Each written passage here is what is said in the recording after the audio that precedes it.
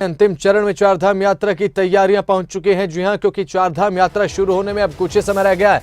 तीर्थयात्रियों के पंजीकरण के वेरिफिकेशन का काम बाकी है और साथ ही वेरिफिकेशन के लिए यमुनोत्री के बड़कोट में स्कैनिंग मशीन लगाई गई है और गंगोत्री के लिए हिना, केदारनाथ के लिए सोनप्रयाग में स्कैनिंग मशीन लगाई गई है। बद्रीनाथ के लिए पांडुकेश्वर में स्कैनिंग मशीन लगाई गई है। केदारनाथ धाम के कपाट 25 अप्रैल को खुलेंगे। बद्रीनाथ धाम के कपाट 27 अप्रैल को खुलेंगे। बड़ी जानकारी चारधाम यात्रा को लेकर। केदारनाथ धाम के कपाट 25 अप्रैल को खुलने जा रहे हैं, तो वहीं बद्रीनाथ धाम के कपाट खुलेंगे 27 अप्रैल को।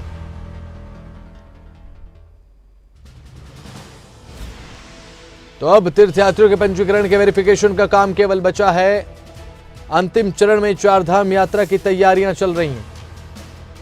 लगातार निरीक्षण कर रहा हूं यहां से और लगातार समीक्षा भी कर रहा हूं। 4 अभी तक बड़ी समीक्षाएं हम कर चुके हैं और पूरा हमारा उत्तराखंड चारधाम यात्रा के लिए पूरी तरह से तैयार है।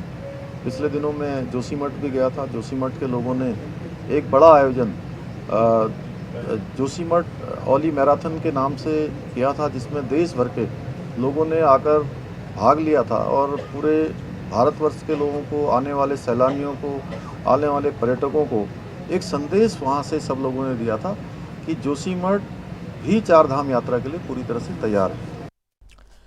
तो उत्तराखंड से हमारे ब्यूरो चीफ राव शफात अली ज्यादा जानकारी के साथ हमारे साथ जुड़ चुके हैं। शफात अली, चारधाम यात्रा की तैयारियां अंतिम चरण में पहुंच चुकी हैं, केवल वेरिफिकेशन का काम तीर्थयात्रियों का बाकी है। उसके बाद चारधाम यात्रा का भव्य आगाज उत्तराखंड में हो जाएगा। शफात अली।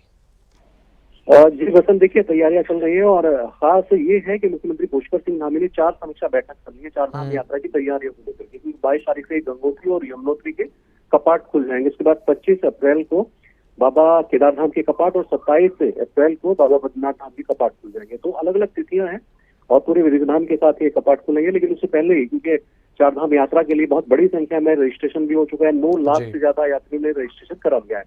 और खास ये भी रहने वाला है वजन के पिछले वर्ष के मुकाबले इस वर्ष उम्मीद है कि 60 से 70 लाख लोग इस बार चारधाम की यात्रा में आएंगे। तो राज्य सरकार कोई कमी और खामी नहीं छोड़ना चाहती, ताकि श्रद्धालु जब उत्तराखंड पहुंचे तो किसी तरह की उनको कोई परेशानी ना हो। इसके लिए ये सुनिश्चित किया जा रहा है। समीक्षा बैठकों में दिशा निर्देश जारी किया मुख्यमंत्री ने कि श्रद्धालु की सुविधा के लिए हर इंतजाम किए जाए। दूसरा ये कि क्योंकि कोविड का खतरा भी मंडरा रहा है और पूरे देश में खतरा है, उत्तराखंड में भी लगातार मरीज बढ़ रहे हैं कोविड के, इसको लेकर के स्वास्थ्य विभाग को भी खास अलर्ट पर रखा गया है। तो स्वास्थ्य परीक्षण होगा जितने भी यात्री यहाँ पर आएंगे। इसके साथ ही जो रजिस्ट्रेशन की व्यवस्था है वो आसान और सरल की गई है, ताकि सभी जितने श्रद्धालु हो मंदिर में पहुंचे तो उनको दर्शन हो सके। जी ठीक है। शफात अली, पिछले साल जब चारधाम यात्रा चल रही थी तो कई अनहोनी की खबरें भी सामने आई। जिस तरीके से यात्रियों को दुर्गम इलाकों में जाने के लिए, जैसे चढ़ाई वाले इलाके हैं, ऊंचे इलाके हैं, वहां जाने में दिक्कतों का सामना करना पड़ता है, किसी को सांस लेने में दिक्कत हो जाती है। ऐसे में स्वास्थ्य व्यवस्था को लेकर क्या कुछ इंतजाम इस बार किए गए हैं चारधाम यात्रा में? देखिए, पिछली बार क्योंकि बड़ी दुखद घटनाएं हुई थी, करीब 200 से ज्यादा लोगों की, श्रद्धालुओं की मौत हुई थी।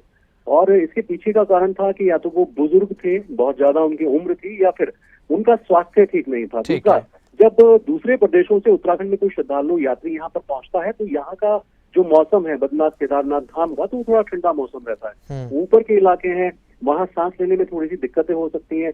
तो ये पहले से ही लोगों को अवेयर किया जाता है, उनसे अपील की जाती है कि वो अपने स्वास्थ्य परीक्षण को करा करके ही उत्तराखंड में आए।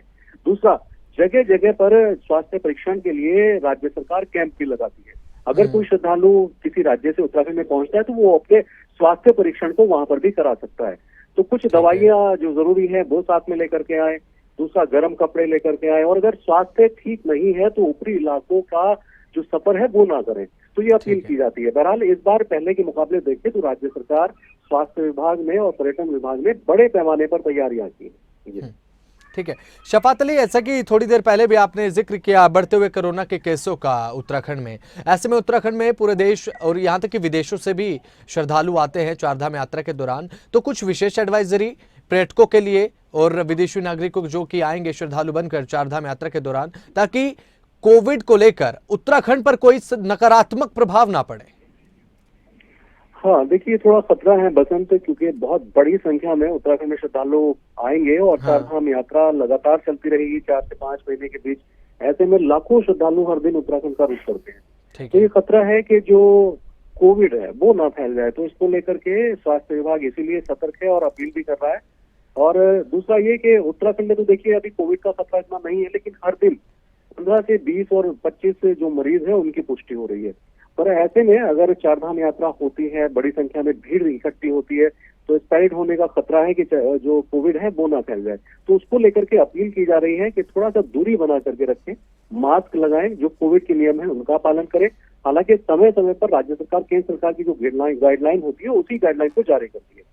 लेकिन अब क्योंकि चारधाम यात्रा सर पर है, तमाम तैयारियां हो चुकी, तो हो सकता है कि कुछ और गाइडलाइंस राज्य सरकार जारी करे। जी ठीक है। तो शफात अली, केदारनाथ धाम के कपाट 25 अप्रैल को खुल रहे हैं, बद्रीनाथ के 27 अप्रैल को, गंगोत्री यमुनोत्री को लेकर क्या कुछ ताजा जानकारी सामने आई है क्या फिलहाल? हाँ बिल्कुल, देखिए 22 अप्रैल को गंगोत्री और यमुनोत्री के कपाट खुल जाएंगे। कह सकते हैं कि चारधाम यात्रा का आगाज गंगोत्री और यमुनोत्री के कपाट खुलने से हो जाएगा। पूरी ठीक है। विधि विधान के साथ, पूजा अर्चना के साथ ये कपाट खुलते हैं। उसके बाद 25 अप्रैल को बाबा केदार धाम के कपाट खुल जाएंगे और 27 अप्रैल को 7:20 पर बाबा बद्रीनाथ धाम के कपाट खुलेंगे। क्योंकि समय और जो होता है वो पूजन पाठन के बाद ही निकाला जाता है, जो शुभ समय होता है। तो बाबा केदार धाम के कपाट 6:20 पर और बाबा बद्रीनाथ धाम के कपाट 7:20 पर खुलेंगे। तो इसके लिए क्योंकि बहुत सारे श्रद्धालु चाहते हैं कि जब कपाट खुले तो वो उस वक्त बाबा के दर्शन कर सके, तो उसको लेकर के पहले से ही बहुत जो रजिस्ट्रेशन है वो हो चुके हैं। ठीक है। दूसरा, एक सहूलियत राज्य सरकार ने और दी है ताकि भीड़ ना हो मंदिरों में बहुत ज्यादा, तो उसके लिए एक लिमिट तय की गई है। इसके साथ ही स्लॉट बनाए गए हैं बसंत, और इसके साथ जो यात्री जो हाईवे के आसपास के होटल्स हैं वहां पर रुकेंगे, उनको रजिस्ट्रेशन में बहुत आसानी होगी। तो ये सहूलियतें राज्य सरकार ने दी है। ठीक है, बहुत बहुत शुक्रिया शफात अली हमारे साथ जुड़ने के लिए, तमाम महत्वपूर्ण जानकारी साझा करने के लिए।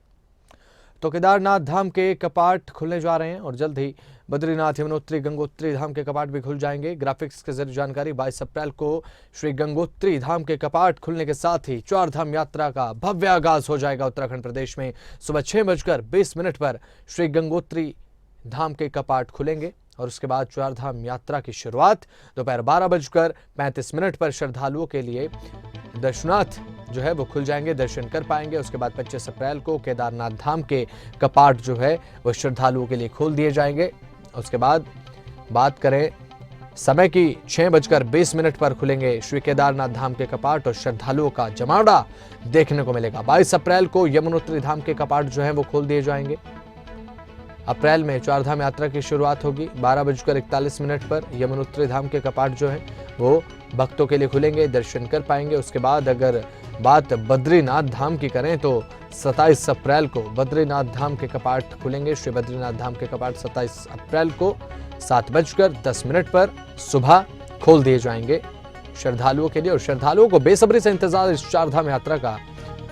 केदारनाथ, बद्रीनाथ, गंगोत्री, यमुनोत्री धाम के दर्शनों के लिए पूरे देश भर से, प्रदेश भर से, यहाँ तक कि विदेशों से भी श्रद्धालु आने वाले हैं। इसे लेकर पूरी तैयारियां। केदारनाथ धाम के लिए प्रतिदिन 15,000 यात्री निर्धारित हैं, गंगोत्री धाम के लिए प्रतिदिन 9,000 यात्री निर्धारित हैं, क्योंकि तय कर दी गई है यात्रियों की संख्या ताकि भीड़ भाड़ ज्यादा ना हो। यमुनोत्री धाम के लिए 5,500 यात्री प्रतिदिन निर्धारित है, क्योंकि ऐसे में अगर निर्धारित नहीं करेंगे तो व्यवस्था जो है वो बिगड़ सकती है।